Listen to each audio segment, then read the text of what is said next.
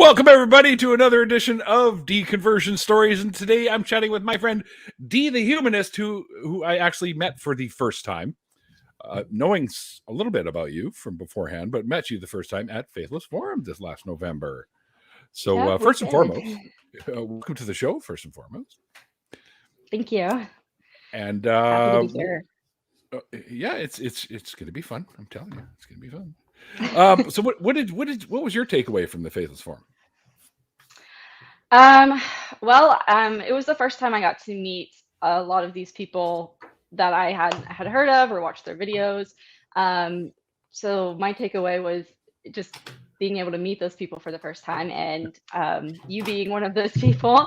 And it was really cool to interact with people that mainly on Twitter that like I've seen their names, but I hadn't seen their faces before. Seeing some of those people in person who were attending the conference, so that was really cool. And biggest takeaways, I don't know, I guess like everybody was missing that community, over the past year or 2 years of everything that's been going on. So it was really nice to get a group of people, a like-minded group of people together, finally, after so long. Yeah, it seemed like forever. Yes. Because the last one I was at was the previous one too, before that. So, but yeah, I would say, yeah, for sure. The community aspect of it was fantastic. And I thought the karaoke part the night after was a lot of fun too. Yes, that was a lot of fun. I was shocked that they actually had the song that I wanted to sing in their repertoire of music there, because it's a Canadian band and a lot of people haven't heard of them. So when he said, "Oh yeah, I got the song," I'm like, "Holy shit! Okay, run that sucker!" So I got to sing one of my favorite karaoke songs ever, and I made a few fans of the band too. I told people about them, and they went and checked them out. And they're like, "Holy crap, these guys have great music!" And by the way, the music that you heard in the intro, that's my music. Oh, okay. Yeah, that's very nice. Yeah, it's well, you didn't hear any of the singing, so but that comes later. Oh, you sing as well. Yes, I am the singer for the band. So yeah. Okay. You heard the best parts of Lemonists in the intro. Yeah. Bite me. So once again, folks, looking for a new producer. No, I'm just kidding. Anyway, so do you know what I do here? I talk to people about their journeys away from whatever belief systems they were once a part of. And I generally like to ask, my guests to kind of take us back to the days when you're involved in whatever it was you're involved in, and how those, dominoes started falling to help you find your way out of that belief system. Yeah, it's a lot. It's a lot to go back through. So let's see, where do I start? I've been out since 2016, so it's been about, what is that now? 5 years. 2016. It's 2020 now. 2022. I don't even know what year it is anymore. But yes, it's been about 6 or 7 years since I fully left. And it was about a 2-year process that I went through for my deconversion. And then prior to that, I grew up, so before that was my Christian years. And so I grew up in Christianity, but I didn't start. Uh-oh. Apparently we've lost Mikey. Oh no. That's okay. That's all right. We'll just do this for the time being. He got upset because you were like, oh, I'm gonna get rid of him. So he's like, I'm just gonna head on out of here. Screw you, Neil. But anyway, where was it? Oh yeah, so my Christian years were, I think, pretty much all of college and then prior to that. So I started off going to church when I was around 7 years old. My dad would send me off to church, and I would go to church, but it was kind of like not really that interesting to me. I kind of just went because I was supposed to. And I think it was when I was in my teen years that I got more serious about my Christianity. I came from the church I started going to was an evangelical free church. That's what they called themselves, close to Baptist, probably. Southern Baptist is kind of where I went up in my college years. So they were Pretty pretty hardcore. similar. Yeah. Well, in college, it was like the main group of college students that were Christians were Southern Baptists. So I kind of got involved with them on my campus. Gotcha. But yeah. So I was in Christianity early on. Didn't get serious about it till I was a teenager, college student, and I just have so many like details about how I became like more extreme in my beliefs. I actually ended up in a guardianship when I was around 15 years old, and they were the What does that pastors mean? of. So okay, so this is very interesting. So I grew up going from a few different housing situations, and a guardianship is sort of similar to foster care, except you're not going like from to a random person's house. It's somebody that you know who has decided to take you in, and then they kind of like make sure that um, they're okay for you to live with, and then you go and live Okay. with these people. So that's what Gotcha. like a guardianship is. So when I was around 15 years old, I went to go live in this guardianship with the pastor and, well, the youth pastor and his wife of the church I was going to at the time, and I lived with them. And they came from up north, and I don't know if the type of Christianity they were involved in was more extreme, but oh, hey, Mikey's back. um, Damn internet. I was like, why aren't they moving? That's weird. They're still talking though. Oh, it's me. Damn it. All right. yeah. Sorry. I told Neil it's because you got upset because he said he's going to replace you, so you left. That would be my worst move. You know what? If you want somebody else in here, let me make space for him. Like Be a part of the great resignation that's happening. Yeah. I can't imagine what it must have been like to live with a pastor though.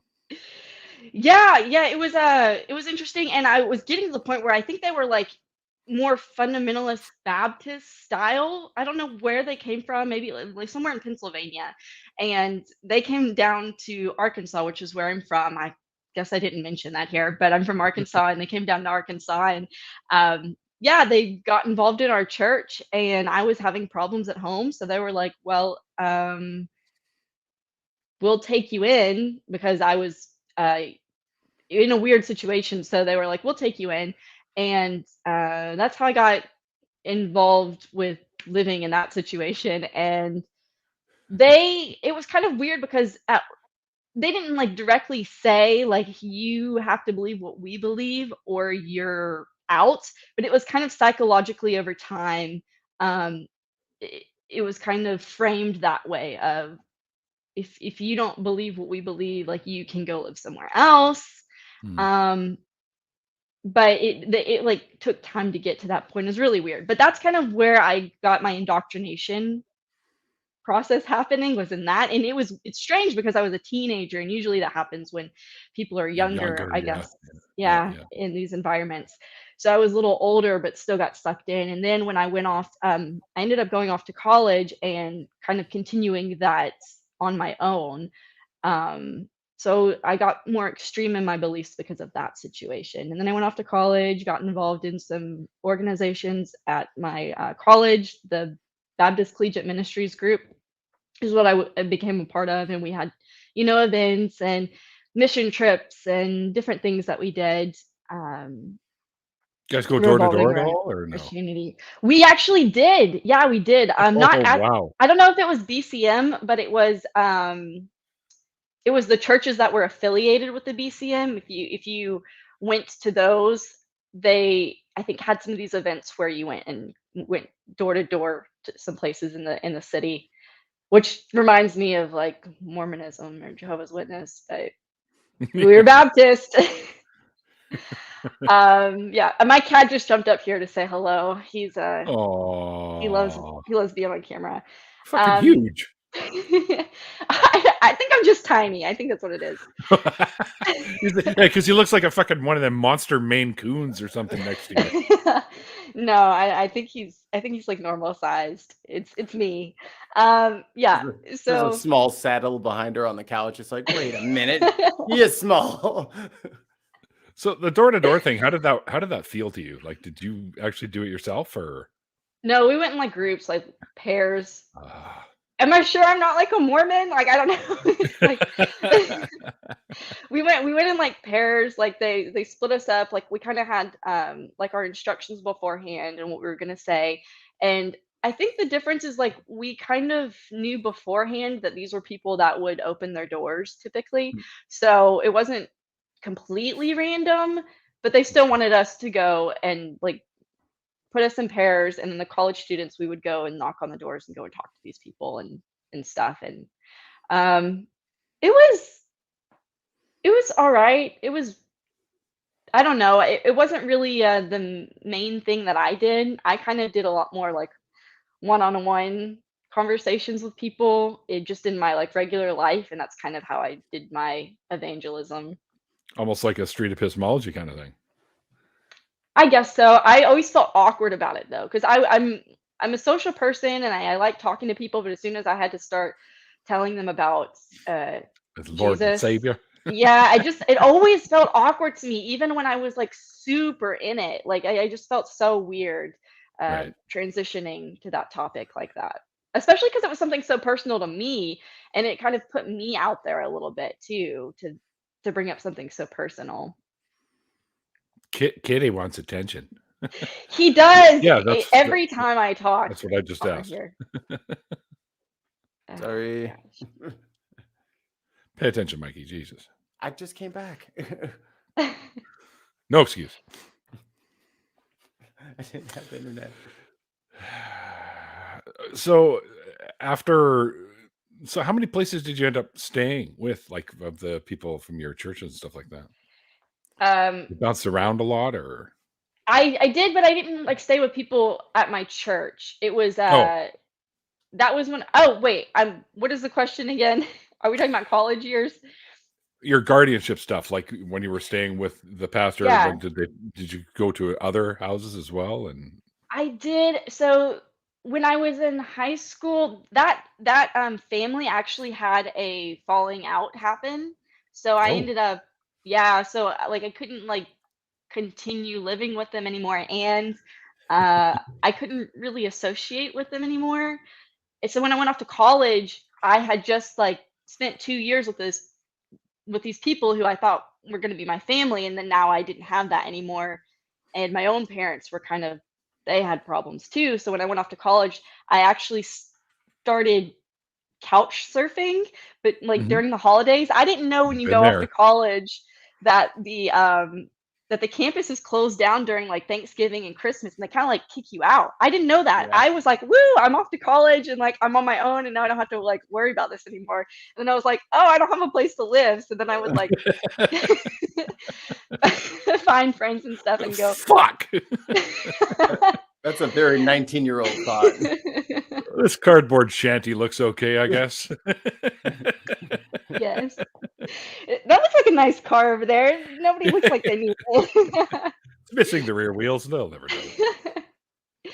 Yeah, but so I did that for a little bit. Luckily, I found some people. I got connected with some people who took me in when I was a college student.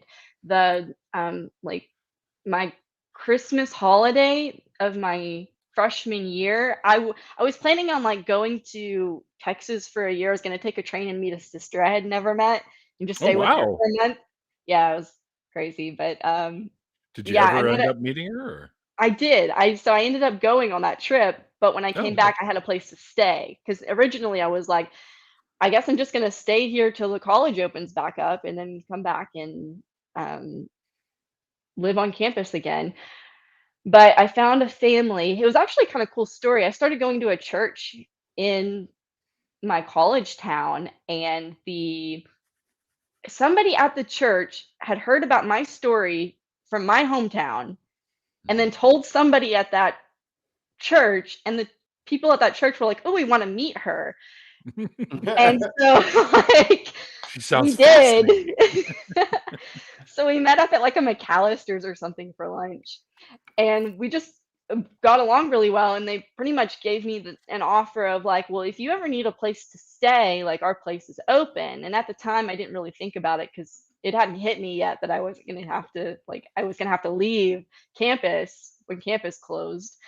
And so when the time actually came up where I was like, oh yeah, I kind of do need a place to stay, they were like, yeah, we're more than happy to have you stay with us during holidays or store your stuff here. And I was like, oh, that's really nice. So I did end up kind of having another family take me in, but it was during my college years. And they were a part of, the Christian environment that I was a part of. So yeah, pretty moving around quite a bit in my younger years. I got people directing my questions in the chat now, so Uh-oh. it happens. I was actually going to ask something pretty much along the lines, anyways. Did you ever feel like the evangelizing, like when you were evangelizing to people, did that ever feel like weird to you or like unwelcome to some of the people? Yes, it did feel weird. So like when I'm just like going up to people and telling them about Jesus, like that kind of stuff.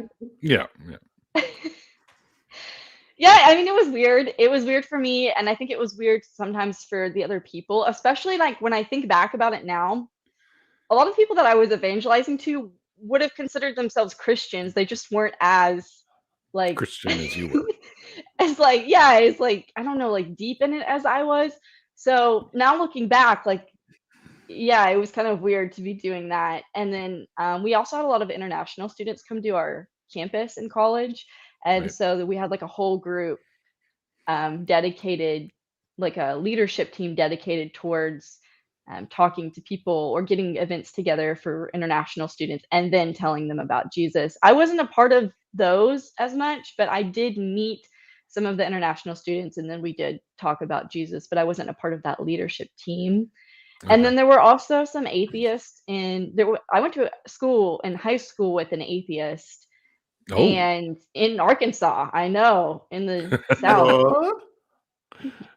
And I remember like really going after him about like, how he should be different. Like yeah, it wasn't great. did But you ever ask him why he was an atheist? Or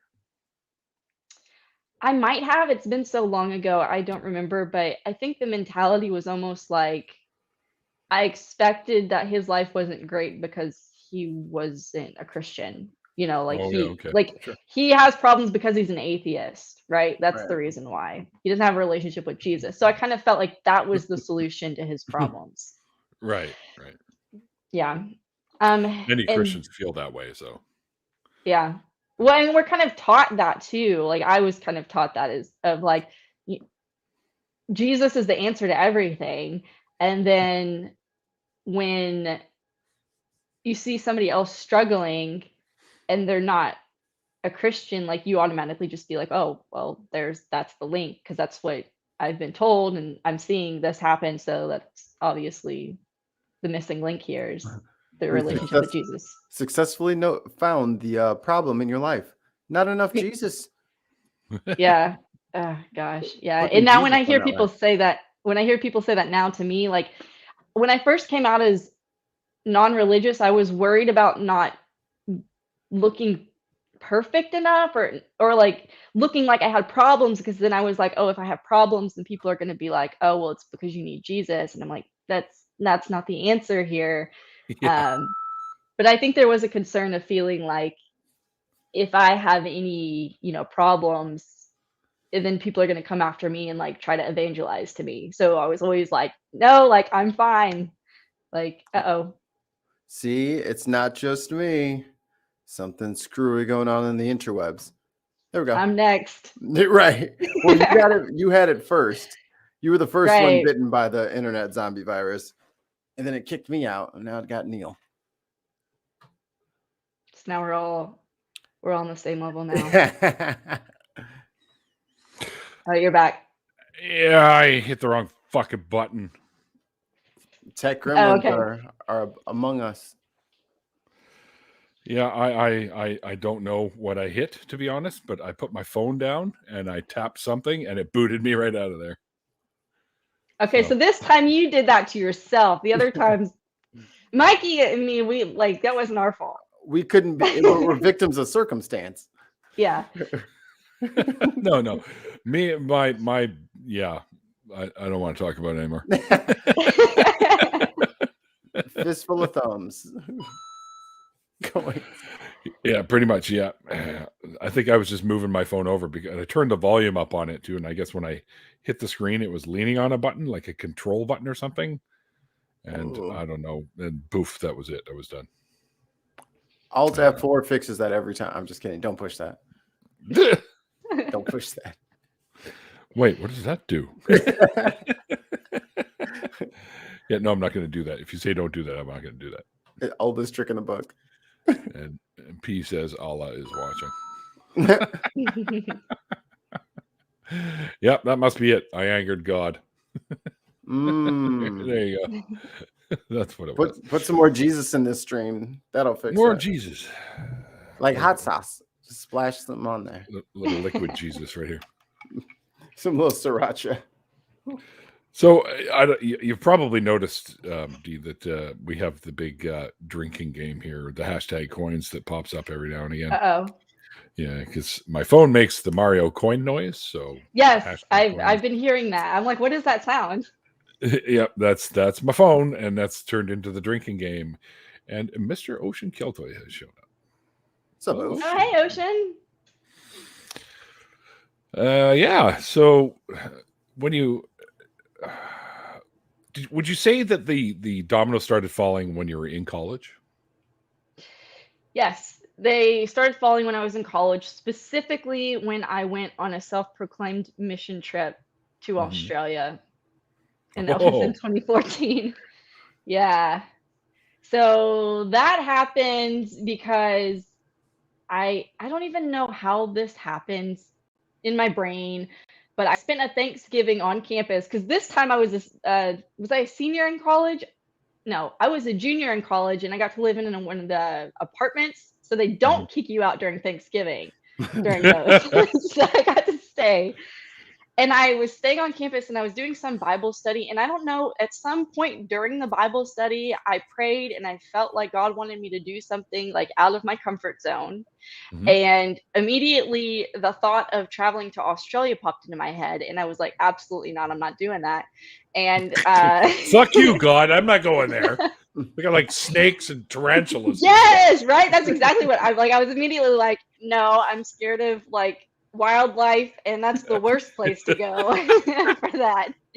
And that's like, I am so scared of dying by airplane, like flying over the ocean. Like, the longest flight possible. I was like, wait, this is like the worst idea. And it's so funny because like I've told this story and so many people are like, oh my gosh, if I was, oh, of course she wants to go to Australia because that's like pretty much like a vacation that like I think in other people's mind. But to me, I was like, no, I do not want to do that. But I was like, well, if it's what God wants me to do, like at some point, I guess it's going to happen. So, so then I started telling everybody. Just snap your fingers and I'll be there, like, you know, Thanos or something. Well, in my mind, I was always like, God will work this out some way. Like in my mind, when I was a Christian, it's like, God will work it out. So I always like tried to find things to piece together of God like working. But now when I look back at it, I'm like, it was just me and confirmation bias and being persistent. And like, so that's kind of what it was. But yeah, so I started telling everybody that at some point, like, I think God wanted me to go to Australia. I don't know why. And then I started talking about it, and then people started to help me, like where they wanted to help get me there.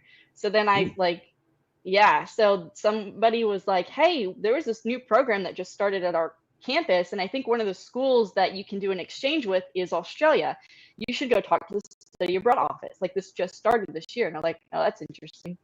I guess I can go talk and see what It's all happens. part of God's plan, right? Right. Well, at this point, I was like, this is weird that this is happening so soon, but okay. So I kind of just went with it. And I went to the study abroad office, and she's like, yeah, you got about a week if you want to apply for this program, and you're going to be a senior whenever you get to do this if you do go. So you need to like get on this now. Like, your opportunity window is closing.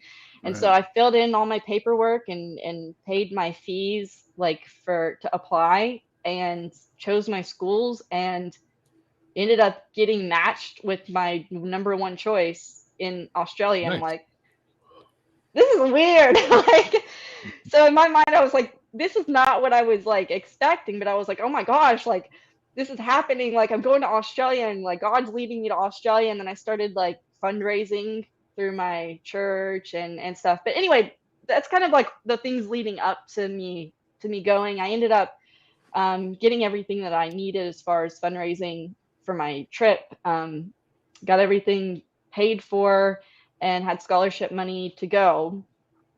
And so I ended up going on the trip, and this whole time I'm like, oh my God, like God is like making all these things like work out for me.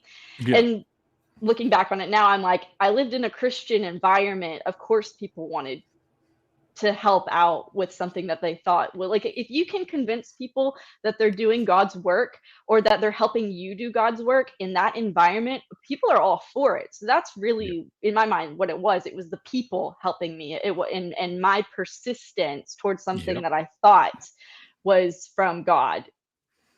And so anyway, so that's why I think it worked out so well. If I try to do that now where I live, I'm not sure. Well, I still live in the South, but I don't know how well it would work out. Anyway, so then I went to Australia, and that's when things started to fall, because I was in a new culture. I was a little bit more open to listening to people who had different views than I did. One, because I was like, I know I'm in a different country. I know it's going to be different than the United States. So I have to be open if I want to learn anything from people. Sure. If I want to learn how to communicate to them or understand them better, I have to be open to that. And that openness is kind of when I started to see changes. Like, some of the specific things are, I started talking to, I'd never met like Muslims before. I don't know if there were any Muslims that went to my campus in Arkansas. I'm not really It's sure. possible. Yeah, but I wasn't really like around them. It was I remember there were like Buddhists, or like people who had like a Buddhist background at our college. And there were there had to be people who were Muslim on our campus. But going to Australia was a little bit different, because half of my classes were people who were from the Muslim faith. And so it was weird for me to be in an environment where I came from a predominantly Christian area to now half the people I'm around are something else. Muslim. Are Muslim. Yeah. And so I didn't know how to be in that environment, and I got involved with a Christian organization, and the director of that organization helped me start conversations with some Muslims on campus to kind of learn what they learn what they believed and why they believed it. And that was kind of my first introduction to really understanding the Muslim faith from a perspective that wasn't Christians telling me what Muslims believed, but them telling me what they believed. Zod's in the chat. Zod, you missed it. Earlier, my video was being weird, and apparently it resembled you. So a little bit. I got it here. Hold on, I'll pull it back up. Oh, you're gonna throw that? Yeah, because Yeah, that was you got to get rid of the frame first. Let's see, where'd it go? Yes, I was telling the chat that we were having some technical issues before we went live. So, although we took care of it pretty quickly, I think. Yeah. Shit. Well, you took care of it, I should say. Yeah. It was Like, gone. it's a good thing. It's a good thing I had her. Yep. We're twins. I mean, practically. Yeah, that was pretty crazy. I don't know how the hell that happened. I don't know. I still don't know what that was about, but yeah, definitely got it taken care of. Yeah, so things that started those dominoes kind of falling was having those conversations with people of different faiths and hearing directly from them what they believed and not filtered through the Christian lens. And then starting to question how, like, we were coming to very different conclusions with similar methods of getting there, like by faith. And it's like, wait a second, like, what other criteria are we using here? Okay, our holy books. Okay, how are we determining which holy book is accurate and which one isn't? Okay, well, I guess the Bible was written first, but does that really make it more accurate? And Right. so, yeah, I started asking all these questions about what's the difference here? Like, how are we coming to our conclusions and which one's the most reliable way of getting there? And that's when I started really digging into some biblical courses of the Bible to kind of understand what it was that I believed and why I should believe it. And yeah, so those were two of the things. And then I came back to the United States and I kind of had reverse culture shock when I came back. And Well, how long were you in Australia for? it was only like 6 months, Oh, okay. but it was enough time to get integrated and then to like feel weird coming back. Did you pick up an accent? I did, but it was like very slight accents, just enough for it to sound weird. Like, like, why are you talking that way? But I didn't stay very long because I didn't, I was only there for like 6 months, so it went away pretty quickly. Damn Sydney funnel web spiders. Mm. Oh gosh, Oh, I you I guys had forgot one of about those the on my Great keychain. White. Sorry. Oh, go ahead. Go ahead. Oh, I was just gonna say I'm one of my friends like bet me like I can't remember what the bet was, but like if I lost the bet, I had to get one of those funnel web spider keychains and I had to wear it on my keys. And like I have a phobia of spiders, so yeah, I had that on my keychain for a while. And every time I saw it, I was like, "Oh my god, what is that?" And I was like, "Oh, it's just a keychain." Just Why is pulls my out the keychain dynamite. crawling up my arm? Wait, that's not my keychain. It's That's just a real one. it's just a spider casually stealing your keys and just it's very slowly There's taking two them. of them on there. That's not a mate. That's not a mate. That's not a real spider for you, Mr. Spider. The second one that comes up to steal the keys.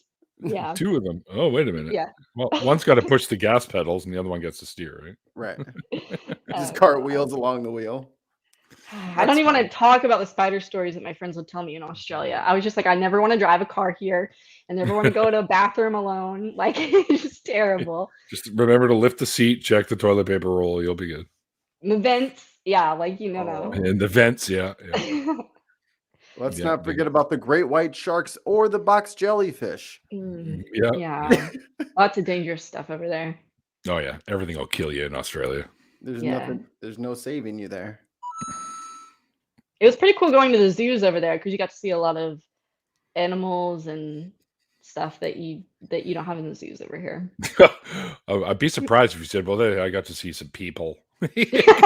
Generally, they keep animals in zoos. Yes, got to see all the criminals they hold up there in the cells. There, Oh my where the gorillas gosh. used to be. It's all the tourists who buy a Foster's on their first day. They put them in the zoos. Oh my gosh. Did you ever battle with a kangaroo? Because apparently they're pretty beastly. Yeah, That's- no, that's- it definitely didn't. That's I do probably have a why video she of was- stopping on the side of the road. We saw a kangaroo, and my friends were like, "Oh, let's stop and let Deborah go and try to feed the kangaroo." So I have a video of that. Oh, cool. But yeah, That's They didn't punch you, or I was too afraid to get too close to it because I was like, I know the damage you can do. You look take it. cute, but yeah. yeah, my friends kept being like, Deborah, get closer, and I was like, no, I'm fine. Like I'm fine over here. Arm out the window, holding one leaf. Go ahead, take it. Yeah, yeah, but yeah, no fights with kangaroos, unfortunately. Is that why you were afraid to drive down there? Because they hear they're like deer, but like even harder to miss when they're on, and they just like they'll lay out in the middle of the road, or they go sprinting across the road, and they're just these crazy moving things. Yeah, well, I lived in a city, so we didn't really see kangaroos around like in Sydney very much. But when we saw those kangaroos when we were out of the city. We went to like go camp somewhere, and that's when we saw them. So I didn't have to worry about that in the city. No, it was the opposite side of the road as the reason why I didn't want to drive in Australia. I was too afraid of intersections of that's terrifying. of turning the wrong way on accident. And my friend told me she had a huntsman spider one time in her car. Or and that's another reason I was like, no, I don't want to be driving and have that happen to me because I will freak out and I will die. Like the huntsmen are harmless. I will freak out and drive on the right side of the road. They're just I will big. forget where I am. Yeah, but they're still like scary, man. I would not want to end up in that situation. It doesn't matter what size the spider is. My whole body freezes when I see one. Like I'll just like stop and stare at it, and then like just break out the flamethrower. I can't move. Like one time I called somebody on the phone and I was like, "Excuse me, can you please come over and kill this spider for me, or like move it because like I can't." And they're like, "Deborah, just do it yourself." And I was like, I can't. Like I just can't. Like it will be here, and I will move out of this apartment if I have to deal with this situation. But yeah, it followed me. Fuck, it's in the new place. Yeah. It is weird being in Australia though and seeing like bugs and stuff and being like, I've never seen this before. I don't know if I should be concerned about this or just let it be. Like, is it a normal bug that's just fine, or is this something I should be concerned about? Because I wouldn't know because it doesn't look like anything that I've seen in the United States. Well, yeah, because it's not going to be. Yeah. Bugs with a different area code. It's like, I'm not familiar with this bug. Scam likely. Yeah. Scam likely. Yeah, it was like that for me when I was in Israel, seeing all the bugs that I'd never seen over here. Oh yeah. That's Middle Eastern bugs. Yeah. Like, well, and it makes sense too, because the ants they have there have these super long legs, so they are not on the sand. Mm-hmm. So they can that makes sense. I called them 4-wheel drive ants because they just book along the sand like super fast. So, and they have these little tiny brown beetles that they call jukim, and they're everywhere. They're like, there's not a bit of your wall that isn't covered by them during their mating season. So they're like all over the fucking place. And they have mole crickets, which are cool little fuckers. They're about yay big, little dark brown, and they look like moles because they dig into the ground and stuff like that. They're pretty cool. Too. But anyway, enough about bugs. Bree's not here, so we're not talking about bugs anymore. I will summon her. So, when you came back from Australia, did you still have more college ahead of you? I had one semester left, and that was it. Yeah, so I went back to live on campus with some people that were a part of that Christian organization that I was a part of, and things just went really bad because I came back and I kind of felt like, I guess because I had been somewhere else, I kind of took for granted some of the some of the things that are just I don't know how to explain that.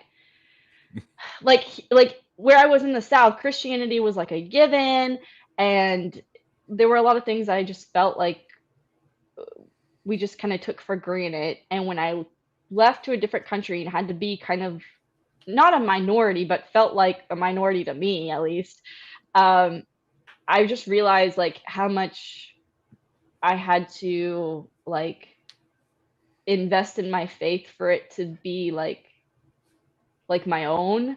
And so when I Mhm. came back to the United States, I just kind of felt like jaded, I guess, with American Christianity, at least the American Christianity that I was surrounded You're by. And I used felt to. like people Yeah. weren't, yeah, they weren't really like, they didn't really believe it, or they didn't really like practice what they preached, and it made me angry. And so I was just kind of like, if this is what Christianity is about, I don't know if I want to be a part of this group of Christians anymore. Um, yeah, so that's when I first started to kind of be like, I don't want to be a part of this. But it was a while before I like finally like left Christianity, because it was like a slow, like, okay, I'm starting to see what I believe is kind of based on things that are similar to what other religions base their beliefs off of. I'm having a hard time seeing how those are reliable ways of reaching a conclusion about like truth. But I Yeah. was still kind of like feeling like Christianity was still correct based on my own personal experience. And then I come back to the States. I feel like there's a lot of stuff I'm leaving out of this story, but I came back to the States, started feeling like, wow, like these people, do they really believe what they believe? And like, I don't know if they do, or at least they're not like practicing it. And I felt like I'm actually practicing what I preach. And yet all these like terrible things are happening to me at this point in my life. I was starting to Mhm. have like, I was going into like a pretty deep depression, Yeah. related to like my reverse culture shock. And then also I had a roommate situation that went bad because it was a weird situation. But basically, like, I was feeling like I couldn't escape my like roommate situation, and that one of my roommates was, she was I don't know how to explain that. Anyway, the point is that in that roommate situation, I felt like one of the roommates was trying to control me when I came back. And I told my family, so going back to that family that took me in 3 years prior when I came to college, they they were kind of, I told them about what was going on, and then they were sorry, I haven't really talked about this much, so like it's kind of like it's something that I not sure how to explain, but You're fine. That's okay. I Take your let time. them know, I let them know what I was going through, and then instead of helping me get out of that situation, they just told the roommate what I had said, and then my life just became a living hell, and it just kept getting Oh worse and shit. worse. Yeah. Yeah, it was bad. And so it was just really bad, and I eventually ended up getting out of that situation, but then um I went back to live with that family after college was over, and things just were not getting better. I was going to work at this Christian organization in um, Orlando, Florida, but they make Mhm. you raise your salary. So I had to raise my salary to like go there. What a Yeah, shame. it's that was a common theme too in these Christian circles, is you rate, like when you did something, you raised funds, and that's how you paid for things. Oh, Like, I thought you said Oh. you said, okay, I want to make this much money now, like by raising Yeah. your salary. That's oh, what I no, thought. no, no, no, yeah. I didn't realize you meant actually to go out and like collect pop bottles or something. No, no, like, yeah, they it's like you have to, like, if you wanna work this job, you have to make, I think it's like $30,000, but we're not gonna pay you. You have to raise that from your, Oh like, fuck. Christian network, or your network of people, and then you can come here and work. It was called an it was called an intern well, it was an internship program, but it was like a year internship, and you lived there. Yeah, it was interesting. But anyway, I was supposed to raise my funds for that, and from the background I came from, there's no way that I was gonna raise $30,000. But in my mind, I was like, because of all this stuff that happened before, I was like, oh, God will make it happen. God is going to come through on this. Right.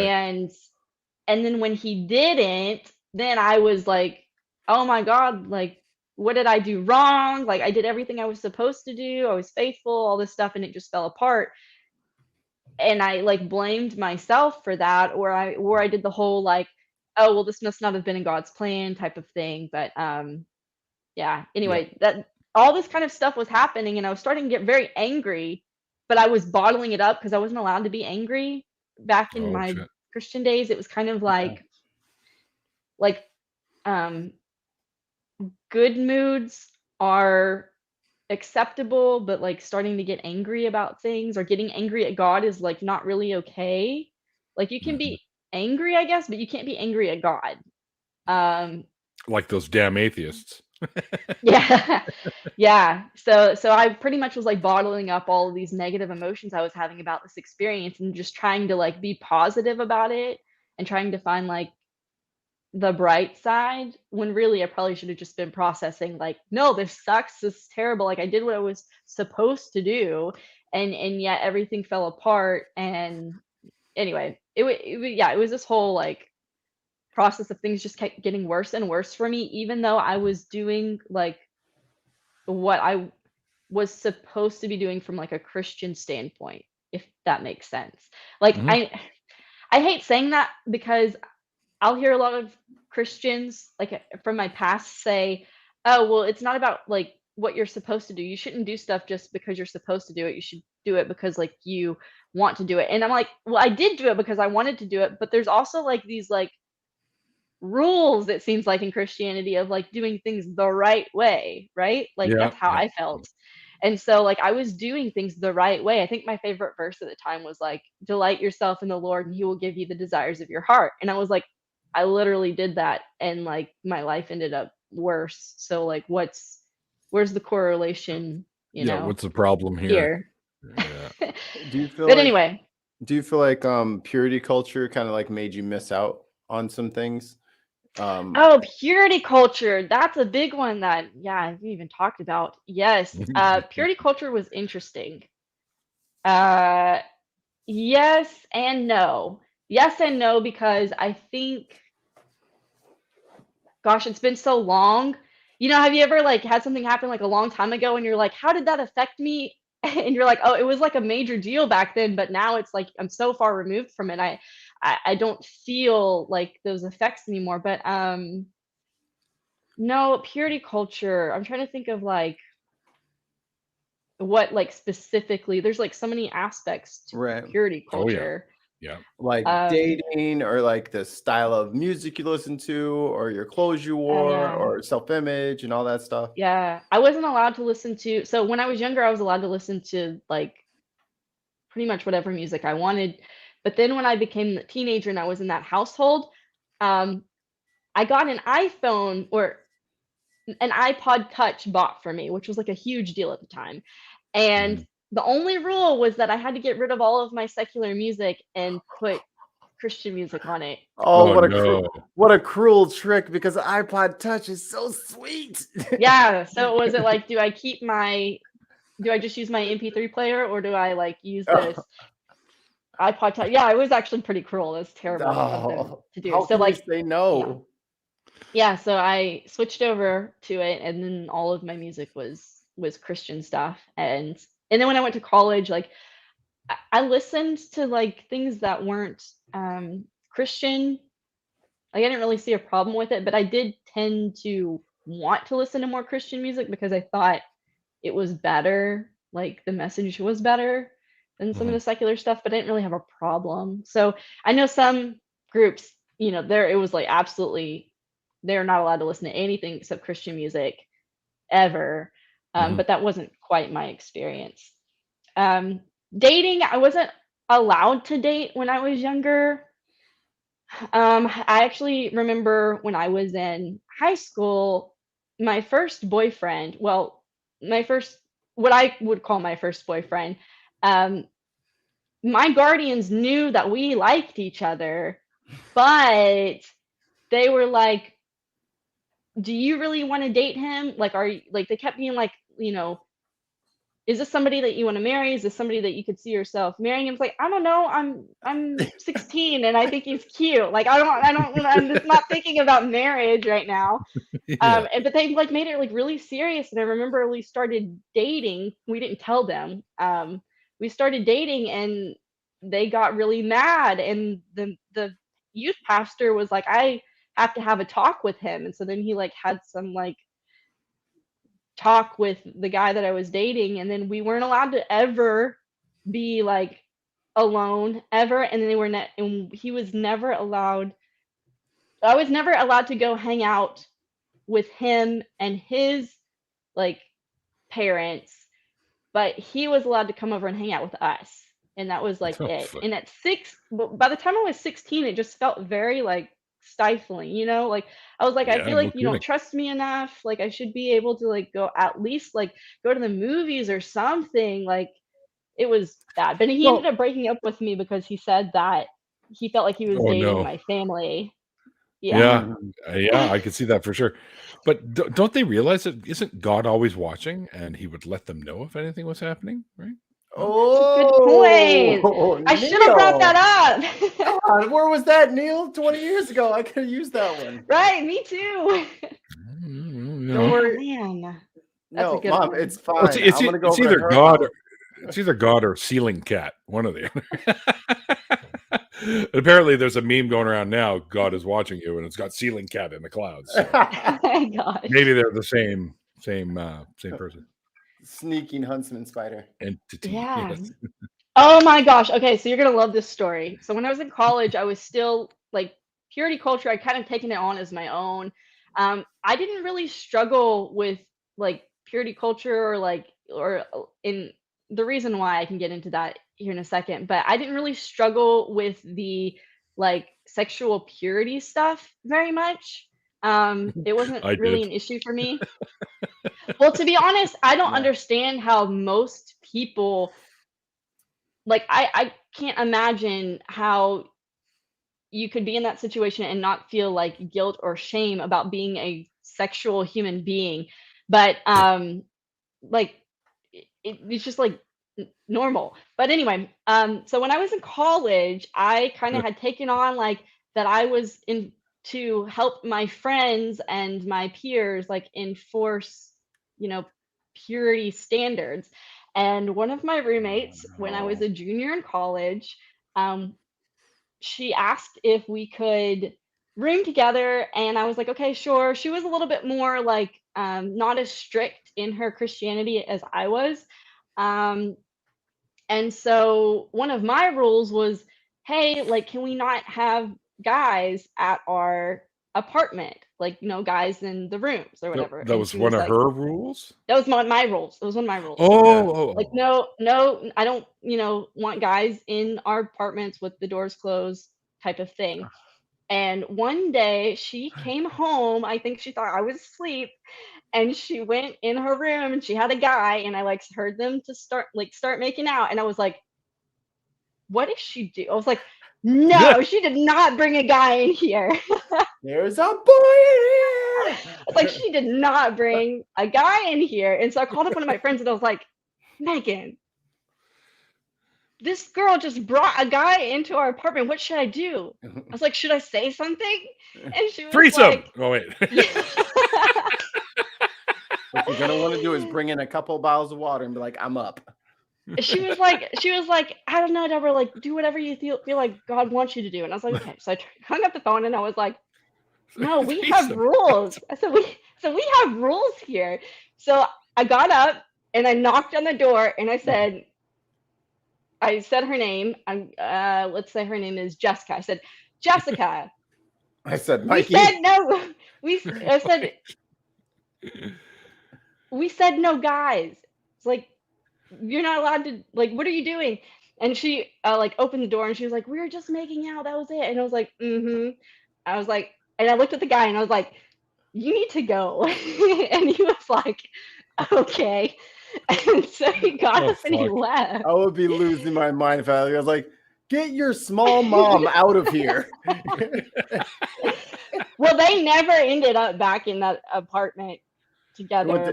They went somewhere else. Yeah, exactly. They went to his place. Like they had a house. Like him and his roommates had a house. So I'm pretty sure that's where they were supposed to be. But yeah, so I knocked on her door and I made them stop and made him leave. And and then she wrote me a note. Wait. Were there doors separating the two of you? Yeah, so it's an apartment. So it was an apartment, and I was in my bedroom, and yeah, she was in her bedroom, and so I heard them walk in. Yeah, I was like, something. Yeah. So yeah, that's yeah. So I was pretty serious about like, no, like we're not supposed to be having sex before marriage, and if you're gonna do that, you're not doing it around me. Yeah, because I can't handle this right now, okay? Sounds like sin in there.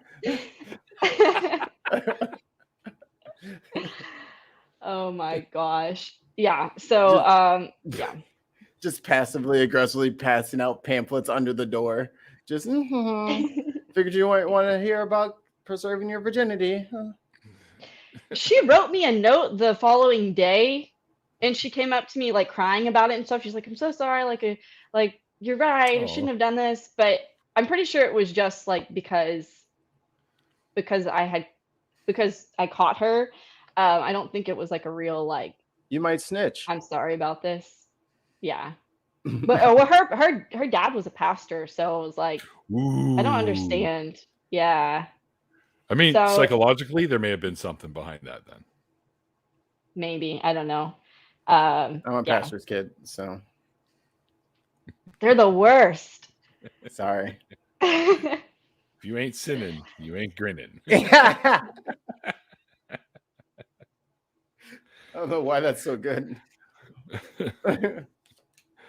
Dave. But yeah, purity culture as far as like dating goes, oh my gosh, it was so difficult because anytime I wanted to date somebody, I automatically was like, this is about marriage, and it would put so much pressure on every single person that I was interested in. And like when I was a Christian, and I didn't want to get married. This is something that when I was a Christian came up quite a bit, but I never wanted to get married as a Christian. I even wrote about it on my Christian blog, and I just felt so different from everyone around me because everybody wanted to get married, everybody wanted to have kids and you know, kind of go that route. And I didn't want to have children and I didn't want to get married. So it was really weird to kind of be in that environment. I just felt like it was wrong of me to feel that way. So anyway, when I was like dating people, I was like, well, I have to like date them to marry them. And so, yeah, every single person had that pressure on them. And then also I felt like there was this weird separation between guys and girls. And so anytime I hung out with anybody of the opposite sex, like it always just felt weird. It felt like if you are around somebody of the opposite sex, it's like, oh, you must like them. There has to be some sort of like romantic thing going on here, which is not necessarily the case. But it just made it really difficult to have opposite sex friendships sometimes. Yeah, for sure. Yeah. But I realized later on that the reason why I didn't, just going back to this, because we're talking about purity culture and some of the effects of that, there's a lot of things that I could say about purity culture, but I realized that I didn't struggle with this.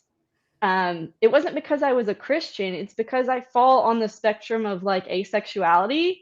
So like I would consider myself gray sexual. And so I didn't, of course I wasn't struggling like other people were because I didn't have those same like intense desires or whatever. And so I would just tell people like when I like heard somebody was like struggling with like porn or masturbation or whatever they say they're having issues with, I would just be like, well, you must just not like be praying enough, or you must not be like doing something enough, because like I'm not struggling with that. And I don't have that problem at all. Like, so I guess oh God isn't praying. No. Yeah, but like, yeah, so that was something that was interesting to find out later, and I wouldn't have known that, I guess, until I got out of um, Christianity, because I would have just taken it as like, oh, um, it's just because I don't have those feelings because I'm not married yet. So it would have been really interesting if I would have stayed a Christian and I would have gotten married and gotten in that situation, not having like had that experience of being with that person Right. Mhm. and then getting married to them. I could just see that just going very bad. He would have been Um, so mad. He's like, it's been 5 years. We're married. She's still just not interested. What am I doing wrong? This is all I yeah, prayed for. yeah, yeah, and they would, That's yeah, the other funny. person on the other side would be pretty upset He'd be like, too. I feel like. he's like, this does not make any sense Yeah. whatsoever. And I there's this never. idea that if you wait, like you're gonna have this amazing sex life. You're like, once you get married, like everything's gonna work out, right? Like, because you waited, you did the right thing, and that's not. Okay, so what do we do? Yeah, Do I yeah, lead or do you, my dear? yeah. So yeah, it's crazy, and so that aspect, like when I wasn't a Christian anymore, and I started dating people, like sexual compatibility was like a big deal. Like, are we on the same page here? And that's something that I feel like it was great to be able to figure that out with some people before like deciding to like if I was gonna end up in a long-term relationship with them, which I wouldn't have been able to do that. I mean, I could have as a Christian, but by my own standards, I was like, no, I'm not doing that till I get married. But now I think it's like really important to kind of figure that stuff out if you're in like a dating Yep. Absolutely. situation. Yep. Yeah, you got to seek all the compatibilities that you can, because Yeah. it trust me, it sucks when you get involved with someone that you ultimately end up not being compatible with. I learned that lesson, and my marriage lasted about 3 months. Oh man. Yeah. So you actually did go that route. Like, No, I was. This is long after I was a believer, but I just I never got. I didn't get married till I was 33 or 4, I think. So Me too. that lasted about that lasted about 3 months because I found out that she was doing cocaine and other dudes. oh, Yeah, I'm not compatible with that. So yeah. Wait a minute. I'm not one of those kinds of folks that has Wait. that. At least I might be if it was known ahead of time, but not knowing ahead of time. You Yeah. know, Yeah, finding Neil, out later on. Neil, that's funny. 3 months. Me and Kristen have been married for 3 months and a week. Uh-oh. I'm taking her car keys. That's the only way. Nah. Changing all the locks, changing all the passwords. Well, Dee, we have gone past the hour, but I want to hear what would you call maybe the final thing that broke you free from your beliefs? The final thing was when I had moved to Texas at this point, and I was talking to my aunt about the Holy Spirit, and she asked me, "Okay, so how do you know when you're hearing from the Holy Spirit?" And there were a lot of dominoes that fell by this point. And I was talking to her, and it was the first time that I thought to myself, how do I know I'm hearing from the Holy Spirit? Like, well, I read the Bible and then like it speaks to me, and then like I hear it's not an audible voice, but I hear the like, something in my head telling me like what I should do. And then it was like it clicked with me for the first time, like, is that really the Holy Spirit, or is that just like conditioning? Mm-hmm. And I think that was the final thing to be like, oh no, I don't think, and like I said, there were a lot of other things that were with this, but that was the last thing that happened for me to be like, I think I've been living a lie this whole time. Like, I think I am listening to what I've been trained to listen to, and the voice that I'm hearing in my head is just like that, it's a combination of my own inner monologue and the conditioning that has been put on top of that. That's what it is. And it just like when that happened, I was like, oh no, like I don't know what to believe anymore. Because I was like, I don't know if anything makes sense. The only thing that I know that makes sense is that God is real, or like that's the only thing that I can know for sure. And then I was like, wait a second, can I know that for sure? Because I was like, everything else in life apparently is not what I thought it was. And here I'm coming to the point where this is the last thing that I feel like I was certain about. Is that something that I can really be certain about? And that's kind of, those were the last couple of things that kind of fell um, for me. Real, Was there real, like real quick. You reminded me of a question I forgot to write down. Thank you so much. Was it that were there certain things about other religions that you were like, oh, well, that's wrong in Islam because of da da da da, and then you kept finding things, because that was kind of how it was for me. And then I realized I was poking all these holes in everyone else's religions, and then I like turned that same lens towards my own. I Yes. was like, oh, I'm doing it. I'm doing Yep. it right now. God damn it. No, I'm doing it. Yeah, So- it's like you make exceptions for your own beliefs. Like you're looking at everybody else's and using a certain criteria to evaluate their beliefs, but then when you look at your own, you're using a different set of criteria to evaluate. And then once you like take that same criteria and turn it on your own beliefs, that's what happened to me too. Is it just kind of, oh wow, I'm doing the exact same thing of, oh, it's not a relationship, it is a religion just like all the other religions. I see. yeah, pretty much. Were there some big turning points for you? Like other than that last sort of straw, were there some bigger sort of things that kind of made you go, wait a minute, like before that happened? Yes, there was somebody that I knew that wasn't a Christian that I knew that they qualified for going to hell, if that makes sense. Like they were Yeah. based on my They belief. checked off all the boxes. Hi, you're pre-approved for a free credit card in hell. Yeah, and I was like so upset about it, and I just could not believe that this person would go to hell. And so I think that's when I started to look into like the doctrine of hell, and like I guess just why would a person like this go to hell just for not believing? And that's kind of what I thought about some of the people that I met in Australia too, of like, wow, these people are going to go to hell just for not believing what I believe. Like, that's terrible. And that really sucks. So those were a couple other turning points that kind of like turned me away of like, I don't like, I wasn't sure what the answer was, but those were things that were starting to turn me away. Like, if it wasn't true, then I didn't want to be a part of it because it didn't sound loving to me. Those were some of the larger turning points. For sure. Well, yeah, I mean, that would do it for me too. I mean, if I was in that position, I probably would be like, wait a minute, just like kind of like you were. Yeah. So, yeah. Do you felt like maybe once those things started happening, did you feel like you were kind of on a spiral out of it? Or were you trying to cling on? I was trying to hold on for dear life to Christianity. Yeah, no, you can't see them because um, they're out of the frame, but I have some books back there, and I have journals of every year of those 2 years of what I was going through, and so many times I was writing there, it's like, I don't think this is true anymore. I'm starting to doubt God's existence, but I hope I'm wrong. I really, really, really, really want to be wrong about this. Mhm. Um, because I don't want to, well, I think most of it was like a fear of hell, of like, I just do not want to be wrong and then and then now I have to go to hell.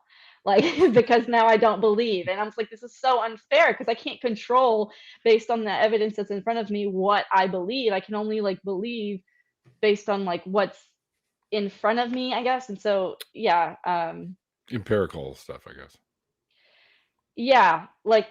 and yeah, I feel like I'm being pretty vague on a lot of things that I'm talking about. I think I go into a little bit more specifics in some of my other videos, but Well, that's a good thing yeah. I've got links to your channel below so people can actually go and check those out.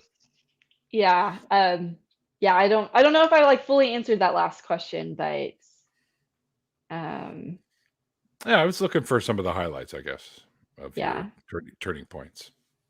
Yeah. Because for some people, it can take a bunch of different things that kind of pile up, and for others, it's like this one epiphanic type if that's even a word, uh, moment that kind of was mind blowing, and they're like, "Fuck, I don't believe in God anymore." Right? So, Yeah, no, mine was definitely more like gradual. Like I said, it was a 2-year process of me just going back and forth of like, I'm really doubting God's existence, but I'm really trying to hold on here. I'm trying unconventional ways to make this work. I am literally trying everything to hold on to this belief, and slowly over time, just things started chipping away at that belief, and at the end, I was like, the accumulation of all of that information together kind of hit me, and I was like, I don't believe this anymore. I mean, there was a day where I was like, I don't believe this anymore, but I was afraid to admit it to myself.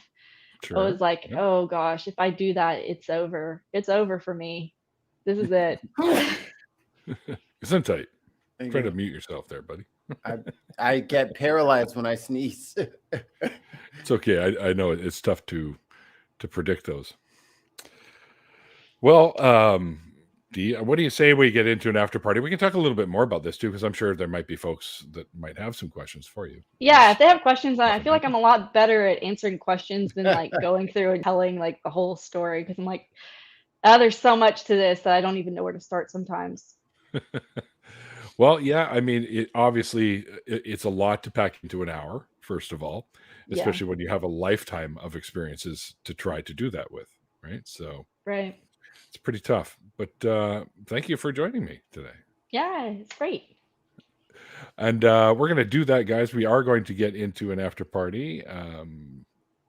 So there's a link below if you just want to hang out and watch, or if you'd like to be involved, you can get in touch with myself or Mikey via one of the platforms that we're both on that you are able to do so, I suppose. And thank you for that $5 super chat, Derek. Sure, Hell Eric. is extortion. Good show. Literally. And thanks you guys out there in the chats, all the different ones over on Twitch and Twitter and YouTube. I appreciate you hanging out with us. Hope you guys enjoyed tonight's show. And thanks to my amazing patrons. Without you guys, the show is nothing. So because of what you do for me, I'm able to keep this sucker going. So thank you all very much. And my friend Randolph and I are starting up that True North Talk. And yes, there's a bunch of memes that I'll be sharing at some point with that. But you want to learn more, go to www.truenorthtalk.ca. And you can find the link there to sub to the channel so you don't miss our launch date. And myself and this fine gentleman right here, my wonderful producer, are a couple of the new hosts for the revamped and relaunched Nonprofits, which is an ACA product that airs at 3 p.m. Central between Talk Heathen and the Atheist Experience. So sub it to the channel if you haven't already, so you don't miss those episodes. I think I'm doing one soon, so that should be fun. And of course, last but not least, 2 p.m. Pacific time, last Saturdays usually of every month, myself and Andy and Seamus get together with a guest on a little show called Atheist Drinking Out Loud over on Andy's channel, which is the Laughing in Disbelief channel. If you're unfamiliar with it, definitely go sub and check it out. Andy's good people. Jake the Atheist says, great job, D. So, and I say so too. And that's it, guys. So remember to let us know if you'd like to jump into the after party. We'll probably talk a little bit more because I can tell that Dee's probably got more stuff she wants to spill. So we'll be there, and just let us know, and we'll send you a link and bring you on in. And we're going to take a bit of a break between the shows. Don't forget, probably about a 15-minute or so, and then we'll get into it.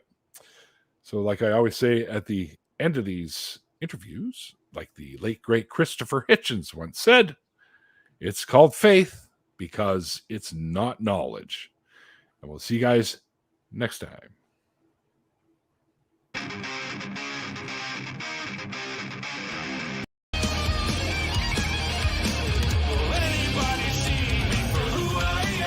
Oops.